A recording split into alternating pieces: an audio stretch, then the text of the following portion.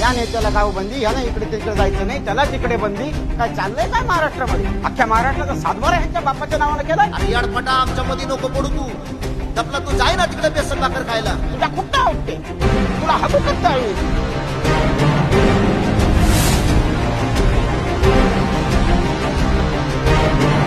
आणि या गोळीबाराचा आदेश कोणी दिला ही देशाला कळलंच पाहिजे. त्या बाळाला कोणीतरी सांगा रे, माझ्या नको नादी लागू म्हणा.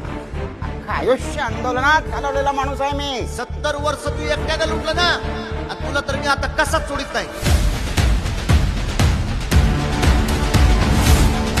तुझी निस्ती केस पांढरी होऊन काय उपयोग रे तुझा? नुसतं एका समाजाविषयी आकस. त्यांच्याची चोट पे सांगतो, त्यांना आरक्षण मिळू देणार नाही.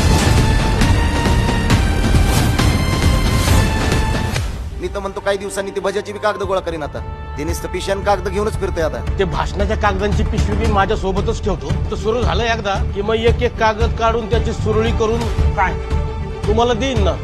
बरं आता मराठ्यांना आरक्षणापासून कोणीच दूर ठेवू शकत नाही. मी बी आरक्षण घेतल्याशिवाय कसाच मागे हटत नाही. होऊन जाऊ दे आता काही. ब्रह्मदेव जरी आला तरी यांचं मागासले पण सिद्ध करू शकत नाही. एक तर मराठ्यांच्या आरक्षणाची विजय यात्रा निघत नाही तर माझी अंत्ययात्रा निघत. जिथे जिथे ते लोक सभा घेतील आपण तिथेच घ्यायची त्याला प्रत्युत्तर म्हणून. आमचा तुम्हाला विरोध नाही, तुम्ही बी आम्हाला विरोध करू नका, नाहीतर कुठं उपटीत असतो मी. आता ही गप्पा बसणार. आता होणार आपला महाएल्गार.